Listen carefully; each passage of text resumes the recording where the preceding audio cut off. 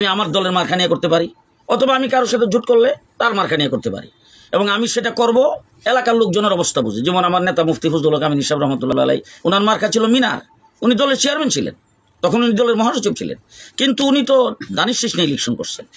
এবং 2018 সনে আমরা নির্বাচন করছি, সেই নির্বাচনেও আমাদের প্রার্থী যারা ছিল তারা দানিশ শীষ নিয়ে নির্বাচন করছে।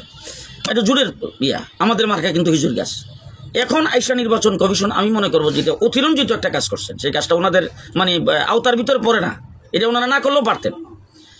এখন যে কাজটা করছেন, একটা প্রজ্ঞাপন জারি করছেন যে যার যার দলীয় মার্কা ইলেকশন করতে হবে। এই ব্যাপারে বিএনপির পক্ষ থেকে একটা দরখাস্ত দেওয়া হয়েছে, যেটা আগের মতো ওপেন রাখা হোক। আমাদের পক্ষ থেকে আমরা দরখাস্ত করছি আগের মতো ওপেন রাখা হোক। আরও অন্যান্য দল যারা বিএনপির সাথে জোট করবে এরকম অনেকেই এটার ব্যাপারে দরখাস্ত করেছেন, এবং এই নিয়ে আমরা কথাবার্তাও চালিয়ে যাচ্ছি, আমরা চেষ্টা করে যাচ্ছি। আশা করি নির্বাচন কমিশনের শুভবুদ্ধির উদয় হবে এবং মার্কাটা ওপেন থাকবে। এবং আমার লিডার মুফতি ফজলুল হক আমিন সাহেব যেভাবে এখান থেকে ইলেকশন করছিলেন, আমিও সেইভাবে এখান থেকে ইলেকশন করতে পারবো ইনশাআল্লাহ।